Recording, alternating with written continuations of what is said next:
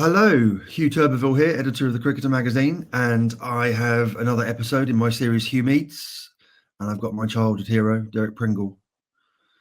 You've got to get over that, Huw. I think I am over it now, I'm afraid. I think Gooch is my hero now, but you were my hero. I'll allow that. I used to play cricket a bit like you, obviously not so well, but sort of medium pace and trying to sort of think people out and do a bit with it and bat as well. So yeah, I modelled my bowling on you in Suffolk, and I used to go and watch you play at Essex, which was fun. I remember you getting 60 odd in a Sunday League game, which was impressive. So yeah, and the other story I've got about you is that you came to my club, Deben Valley. I was young, but apparently you came to the pub and were on amazing form. So that was another. I would like to pub. Yeah, that was Seckford Arms in Woodbridge, and you're on top form. So yeah, that's one of the things. So I'm holding your book, Pushing the Boundaries. That's been out a couple of years now, isn't it? 2 years, do you reckon? Yeah. Well, yeah, probably more than that, actually. But an ace book, isn't it? You pleased with it? Well, I enjoyed writing it, and it got some favourable reviews. So what more can you ask? I suppose. Yeah. Hopefully, it keeps selling. It's a bit different, isn't it? Some candid stories in there. Well, I think I remember Ray East always telling me, Ray East, one of my great sort of heroes at Essex, him and John Lever. I was very fortunate to be taken under their respective wings. Very different personalities, and obviously Eastie was a spinner, but he was probably considered to be my nearest neighbour. So I often found myself travelling with him, to away games. And great character, one of the great Essex characters, and bowlers actually. He was a fine bowler. Very unlucky to play for England, wasn't he? Sorry? Very unlucky not to play for England. Well, he got a hat-trick in a test trial, I'm told once, yeah. Anyway, Eastie always said, if he was ever going to do an autobiography or whatever, a memoir, it'd have to be warts and all. He said, I'd have to tell the truth, he said, but then I suppose I'd have no mates left, so I better not. Yeah. So I try to be as candid as possible without losing all my mates. Yeah, I mean, Simon Hughes, a lot of hard yakka sort of started that trend, didn't he, of candid autobiographies and warts and all kind of thing. Yeah. Very good book, Simon. Well, one of the few cricket books I've kind of almost read from start to finish. I must read your one again, actually. I mean, especially the bit about the film in the dressing room at Lord's. But this is a family show, so we won't go into that. Anyway, yeah, John Lever, he's a great man, isn't he? He's a lovely bloke, isn't he? Oh, top man. He's playing, going strong. Somebody said, I didn't realise it. Somebody said he was 75 the other day or something. With some mates of mine in a charity golf day, and they said he was bounding around the course. Yeah, I must get him on here as well. Okay, so England aren't doing very well with the World Cup at the moment. I suppose we want to make this a bit topical, but because not quite so topical because we don't know when it's going to be published. But I was thinking about World Cups and your two World Cups, and they're quite sort of varied, weren't they? I was 50 over, obviously not T20. But the 87 one was a bit farcical, but the 92 one was brilliant, wasn't it? Well, the 87 one was pretty good. I mean, actually, we came closer to winning the World Cup then than we did in 92, although a lot of people thought we were the best side at the 92 World Cup and therefore should have perhaps won it, just ran out of steam at the wrong time in the tournament maybe. But, I think we got within 7 runs of winning the 87 World Cup. I did England a gross misservice there. Of course, they lost in the final, didn't they, to Australia? The Mike Gatton reverse sweep. Unfortunately, I was 12th man, so I didn't play in that game. Yeah, I was thinking actually more, Derek. I think I got slightly confused. I was thinking more that you had a very good 92 World Cup, but not such a good 87 World Cup. That's what I meant. Yeah. Well, there was a sort of irony though. Bizarrely, I mean, I started off playing in the side in the 87 World Cup, which was staged in India and across India and Pakistan.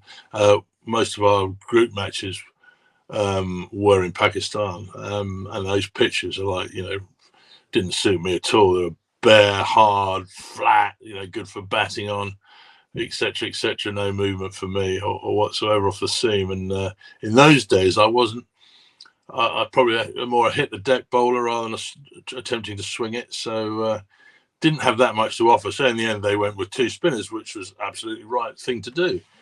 Except that the final, bizarrely, at Eden Gardens in Calcutta, the pitch had just sort of dusted on a seamer's length, and the most effective bowler in the match was a guy called Simon O'Donnell. And I always thought, well, if I can't outbowl Simon O'Donnell, there's no point, really.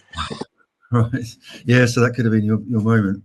Well, I mean, it would be a big call to pick me, but because Eddie Hemmings had come in as a second spinner and done pretty well. But ironically, the final did have a bit for my kind of bowler. Yeah.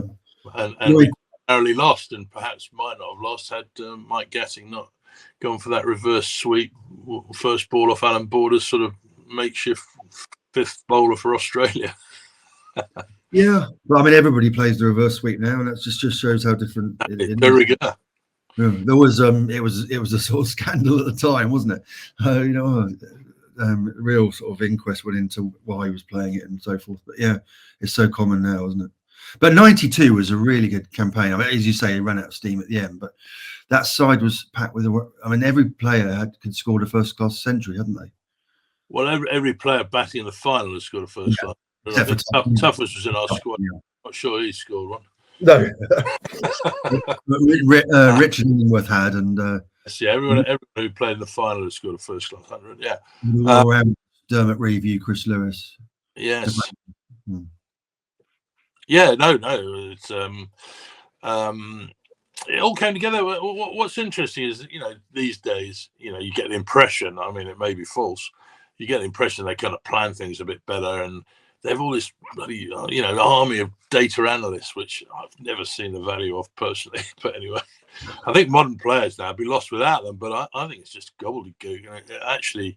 It sort of gets into your mind that you ought to play a certain way, whereas you've got to approach things in an improvisatory way. You've got to see what's in front of you. If the pitch is doing a certain thing, or the wind's blowing a certain way, or whatever, you've got to then adjust in that moment.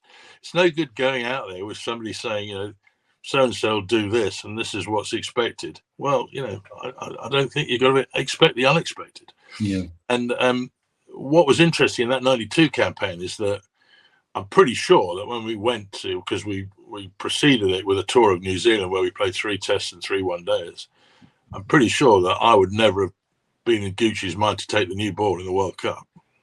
But suddenly, in the one-day series, we played one in Auckland where I was bowled first change, and then the other 2 actually took place like after the test, so they were a couple of weeks later. And I think Phil DeFreitas was injured, so I took the new ball with Chris Lewis, and that white kookaburra, I swung it all over the place, and they couldn't really lay a bat on it, the New Zealanders. I mean, although I only had 1 for 31 in Dunedin, the opening spell, I mean, I think was, I hadn't gone for very many.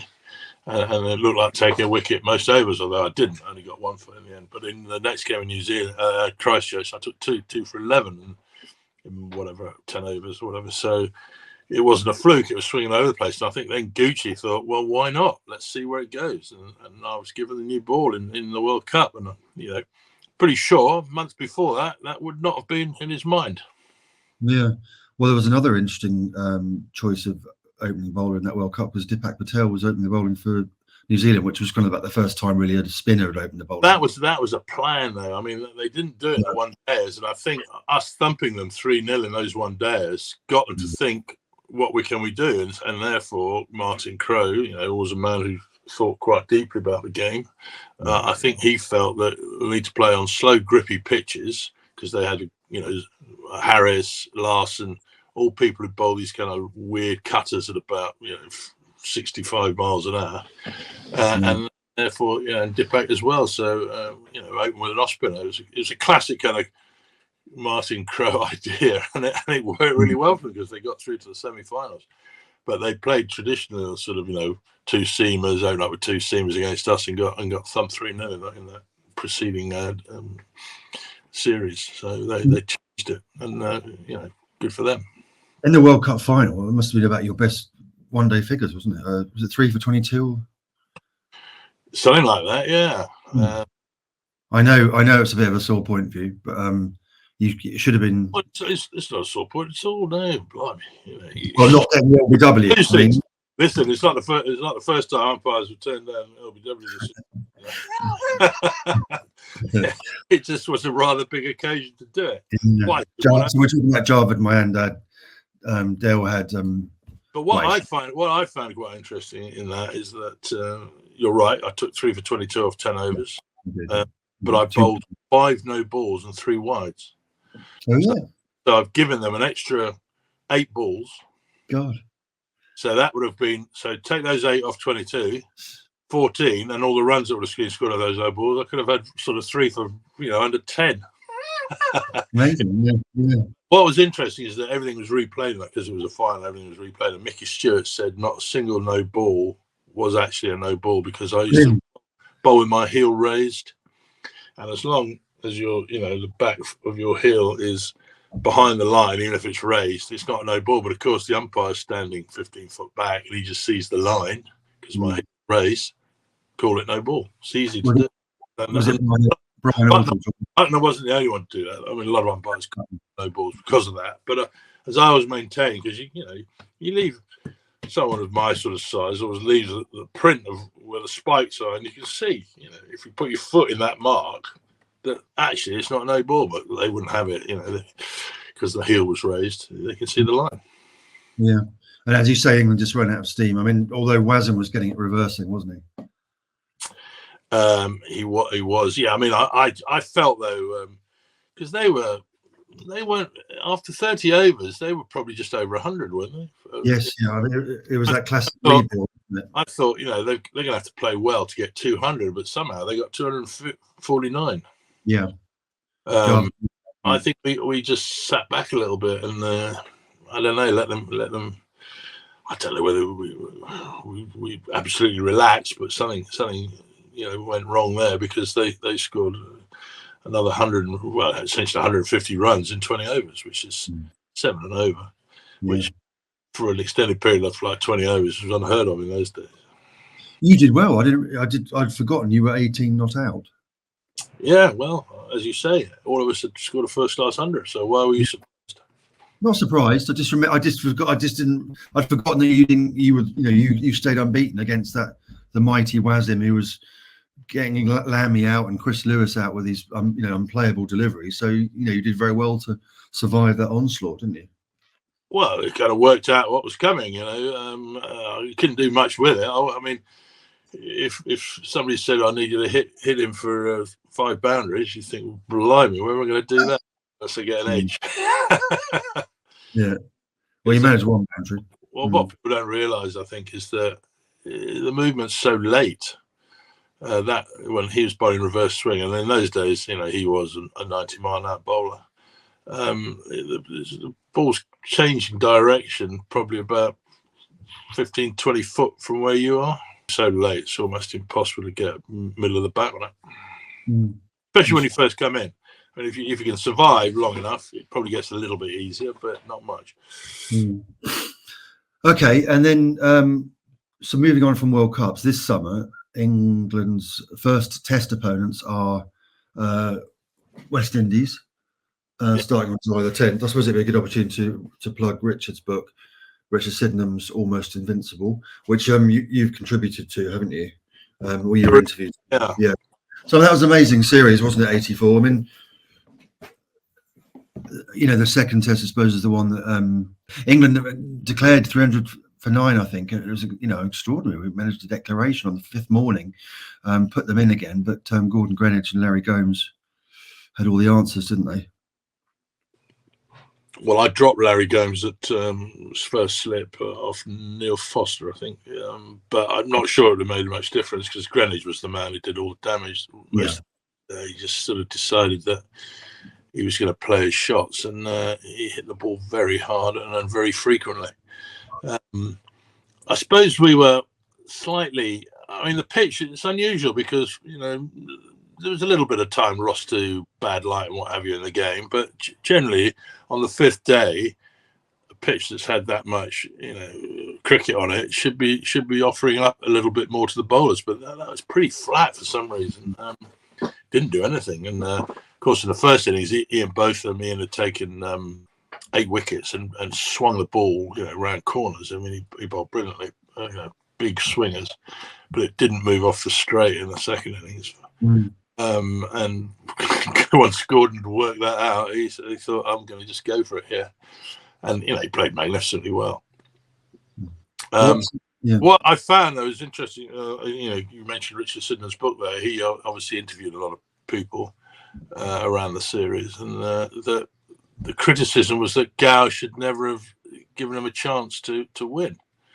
He should have just batted it out on the last day and then, maybe declared 50 minutes before lunch or something, make sure they got no chance. But I think, you're absolutely right. We found ourselves so infrequently in a position where we had a chance to win against West Indies. He had to go for it. I mean, I just can't see there's any other. You have to go for it. We hadn't looked like beating the West Indies for a very long time. So we did in that match. We had a chance, and you've got to go for it. Well, David says that Peter May was pushing him, urging him to declare. And I think Peter May's absolutely right. Absolutely right. It's like do you remember that game a couple of years back? I don't even think it was part of the new World Test Championship. England is just after the deprivations of COVID had been released, so you can have a crowd in at Lord's for the first time, right? We're playing New Zealand, and they declare and set England, what was it, 270? Yeah. And we did not even try and go for it. The disgrace. And that needed someone then, like, I think Strauss was in his position as manager. Strauss needed to march into that dressing room and say, I'm sorry, lads, some things are bigger than us. And they got a crowd in for the first time, etc., etc. You've got to make an attempt to go for this. Even if we lose, it doesn't really matter. Championship points up for it. I mean, I thought it was disgraceful. Well, anti-Bazball, wasn't it? I mean, that was never going to happen again under McCullum and Stokes, was it? It's almost that game kind of was the sort of defining, moment really, where they decided to try something different, go for a new approach, in a way. But hardly anyone blamed. The people outside above the captain and coach who should have intervened. Yeah. Well, interesting. So what was it like playing against West Indies in those days with the 4 bowlers and facing the bowling that quick? Were your mince pies good? Did you struggle to see the ball sometimes? Or well, Malcolm Marshall was very quick and had a very quick arm, and sometimes his bounces were, pretty tricky to prick out, as poor old Andy Lloyd discovered. Although it sort of followed him a little bit off the pitch, that one. But a lot of batsmen didn't wear visors. I started off wearing a grill, but those helmets were so heavy that you got neck ache if you wore them for any length of time. So I opted for a lighter one in the end with no visor. But in that series, I think I still had a grill on it. But he didn't, and a lot of batsmen didn't, and the ball followed him. But Malcolm Marshall was very quick in those days. He later on settled to be a clever bowler who moved it around, so he cut his pace a little bit, not much, but in those days, out quick, very fast. But that it wasn't as unrelenting, I suppose, that attack, because Eldine Baptiste was in it and Roger Harper. They bowled their fair share. It wasn't like the 4 horsemen of the apocalypse that people talk about with the West Indies greats. Because the one that preceded that, I suppose, was Andy Roberts, Colin Croft, Joel Garner, and Michael Holding. I mean, that's fearsome. Yeah. 2 of those guys were still in that attack, but obviously older. So Mikey was not bowling as fast as he could, obviously, in his pomp. Joel was given the new ball, so kind of did charge in, certainly with the new ball, and bowled quite quick. And obviously Malcolm, very, very quick. But Eldine Baptiste was medium, brisk medium, and Roger Harper was obviously a spinner. Obviously, then the attack that followed him in '88 was, I think, more fearsome than '84, because it had Marshall, now a brilliant bowler, Walsh, Ambrose, and Patrick Patterson, who Geoffrey Dujon said is the quickest of all the ones he ever, stood wicket to. Graham Gooch says he's the quickest, isn't he? So. What was it like bowling to Viv Richards? Well, I think I tweeted something the other day. I mean, when you're playing against someone that great, there really is no point in getting heads up about it. I mean, I think the first time I bowled to him, I was a bit nervous, but after that, you felt, well, this guy's a great player, so it's a great challenge. And there's no, if he gets on top of you, there's no point in feeling bad about it. So I was kind of quite phlegmatic. I remember in that first test though, at Edgbaston, we have obviously had that, the team dinner, which was a 4-course affair, wine and port and all that the night before, and where tactics are sort of summarily discussed. And I remember the plan being, Gower saying, because David Gower was captain, he's saying, Viv Richards, brilliant batsman, great eye, gets across his crease and flicks everything over the onside. So you got to make sure when you bowl to him, especially, he said, if the ball's not doing anything, you got to be at least, 14 to 16 inches outside off stump, but not short, because he'll cane it. If it's wide and short, he'll cane it. It's got to be on a good length, but at least 14 to 16 inches wide off stump. So anyway, next day we're bowling. We lost the toss with bowling, and actually no, did we win? No, maybe we won the toss and put them in. I can't remember, but anyway,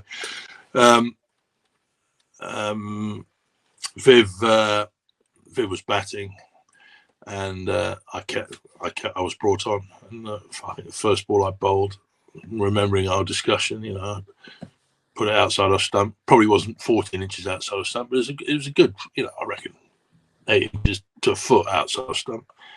Ping, one bounce over square leg. Next one, I dragged it a bit wider. Ping, one bounce over square leg. So Gower runs up and says, "Remember what we talked about in the team meeting?" I said, "Go and ask Paul down to where the line of those balls." I said, "They're way outside our stump." And that was his genius, really, because when it's his day, he could hit you where he wanted to. Yeah, interesting. But as soon as I learned to swing the ball, I could.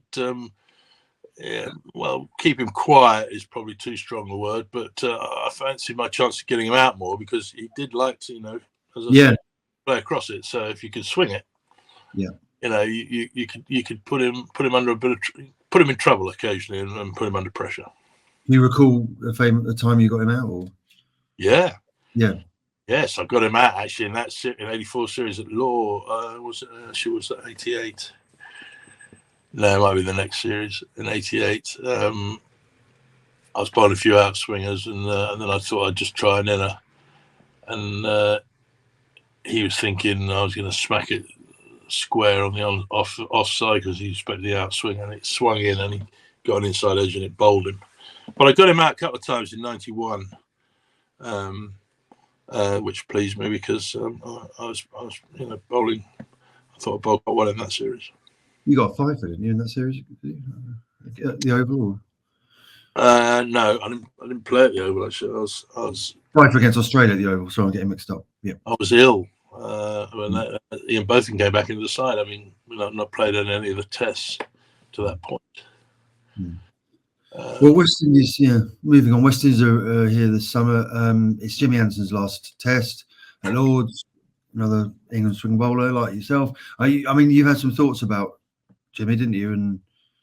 And yes, look, what a fantastic bowler and servant to the game, and to keep going that long and to keep yourself in shape and to keep mentally interested. I think the latter is the thing that I think is the real marvel. Obviously, he's a very wiry physique, etc. So he's stayed free mostly of kind of serious injury. But to just keep turning out day after day and to do it, and all the the stuff that people don't see, the practice, etc., is truly marvelous, and a great technician. I've always admired the way he can swing it, but I mean, I did start thinking, once you get to a certain age, whether, I just wonder, the greatest sort of indicator, I think, of someone these days, or what people look for when you're over the hill, is that your speeds come down. And I think in maintaining the speed on the gun, Jimmy changed his action a little bit. And for me, the indicator for me is, can he bowl an outswinger to order now? And I don't think he can. So I just feel that, although he could probably still do a job for England, it's time to let the next generation come in. Yeah. Once your your superpower has gone, or is not as available as frequently as it once was, it's really time to let others have a go. It's a bit like Jofra Archer. He's come back into the side, and he played in that game against Scotland. And I advocated, if England want to avoid banana skins, they've got to play Archer and Wood, because those minnow teams do not see people of that pace. But he's got to bowl at that pace. In that game against Scotland, Archer bowled at 85, 86 miles an hour. His superpower is to bowl at 92 miles an hour. As an 85-mile-an-hour bowler, he doesn't stand out from a load of other 85-mile-an-hour bowlers. Mm-hmm. Got to bowl at 92 miles an hour. And Mark Wood, well, I think it's come back to bite him that he just never gets a run of games where you can get that kind of rhythm where he's going to be at his very best. He just comes in, gets injured, rests, gets better, comes in, gets injured, and you just can't be expected to bowl your very best one, having like that, And I think that's the problem. Although I advocate, hitting those teams with extreme pace, it's not worked out well so far. I wonder it'll be interesting to see where they go against Oman. What kind of bowlers they go for. Well, you're very kind sharing those thoughts with me, Derek. And obviously we work together at the Telegraph, and you still write for the Metro newspaper, don't you? And yeah. And the cricket paper. Yeah. So you're still busy writing and collecting vinyl. I caught you the other morning collecting some records or buying some records in Spitalfield Market, was it? I was looking. I didn't buy anything. Didn't purchase. No. And red wine is another great love of yours, isn't it? Well, any kind of wine, really. Which takes me to the story of my book launch of The Toughest Tour in my friend Dave Green's wine bar for this launch in, when was it, 2010? And you tucked into his £47.50 per bottle 2008 Abascal. Do you remember that? Trouble is, Huw, in a wine bar in London, that's probably got a 300% markup on it, so it's probably only about a 15 quid bottle of wine. So. Well, you seem to enjoy it. My screen's fallen down in excitement. You seem to enjoy it. It was in a big sort of decanter, wasn't it? And you were cut above the rush stuff that giving Dave a plug, and then and you were helping you were giving it to my father-in-law and my wife. So it was a memorable evening, and I don't know if you're aware of this, but it was after that I probably got one of my very few scoops for the Telegraph, because I made my way. I think we went to a pub after your do. That was just up one of those slight hills in the city of London, and there was a chap in there, and he sort of greeted me like a long lost friend. I hadn't a clue who he was. And he said, I've just been spending, I saw Gucci yesterday, whatever.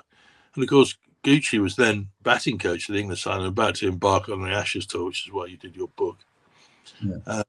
And he said to me, he said the bowlers, they're not going to fall for Australia's tricks of making them play in Hobart and then the first test in Brisbane. They're not going to play in Hobart. They're going straight to Brisbane to acclimatise. So I thought, well, that's interesting. So brilliant. Loose ship. I phoned up Jeff Miller and he confirmed it. And then, of course, Andy Flower's very disappointed at me letting this out. And he sort of confronted me. Well, news is. Why did you write all that? And I said, because it's my job. And he said, well, who did you get it off? And I said, well, I shouldn't really reveal my sources, but I phoned up Jeff and he freely answered my questions. He said, well, he bloody shouldn't have done. That's great. That's a great story. I mean, we had this the other day with Ali Martin of The Guardian revealing that Jimmy Anderson, was coming to an end, and everybody was upset. And Jimmy, wanted to reveal the news himself. But I mean, that's the journalist's job, isn't it? Yeah, that's right. Well, Derek, I've kept you busy for 30 minutes of your valuable time, and I really appreciate you joining me this morning. Okay. And I look forward to seeing you in the summer. All right. And have you worked out at your boffins at cricket what England need to beat Oman and Namibia by to get their run rate above Scotland's? Is it 50 runs each? 50. Is it that much? Win both games by 50 runs. I think somebody told me yesterday. So. Blimey, on grippy pitches, that could be difficult. Yeah. We're really dated. That's the thing you didn't ask me about is Graham Gooch's great innings on a grippy pitch in the of 87, and how he just practiced sweeping the day before. He spent 40 minutes getting young Indian kids to bowl him on the outfield, and he swept every ball. Fantastic. I thought that was a fantastic innings. I remember watching it on telly. I thought you were going to say I hadn't mentioned his performance at Headingley in '91, and you haven't, but yeah. Well, where do we start? I could talk for hours, Derek. But I mean, you did. To be fair, you played a very good hand in that test. I mean, you bowled very well, and you batted. I think you got second top score of 27 or something when he got that amazing 154. Yeah. So that was one of your best test matches, wasn't it? Yeah, yes, it was, and of course, it ended in an England win, which is even more satisfying. A lot of people put in a good performance. Like the World Cup final, you lose, it doesn't really have the same gloss. Your best innings was 63 against India at Lords in 1986. That's my highest innings, but was it my highest? Well, yeah, maybe not your best, but it was your highest. And I was in class, and I had my radio up my sleeve, and I was listening like this to it. And I won't say what subject it is because everybody will think I'm a posh boy, but it was Latin. It was Latin, yeah. And the teacher liked me, and he gave me a report saying he's set for a really good exam grade or whatever, and I ended up getting 37%, I think. And he was like, "Oh, I can't." But it was because I was listening to you getting your 63 up my sleeve. So yeah. When your dad summoned you to the study to explain your 37%, you blamed it on me, did you? I don't know. I don't think I admitted that I would be listening to the cricket during class, but I do remember vividly getting excited when you were on 63 or getting to 63. Yeah. That was a very good summer, actually. I felt I was, if there was ever going to be a time where I might get 100, that would be it. But he bowled me out. Yes, was it Manan Lal or Roger Binney? I think it was Roger Binney. Bowled me an absolute jaffa. Yeah. I went down the slope from the nursery end. I was aiming it through mid wicket, thinking I was seeing the ball well, and I suddenly just heard the crack of timber as the off stump came around. No sad. Okay, Derek, I'll see you in the summer, and thanks very much indeed. Really appreciate it. Yeah, okay. Cheers.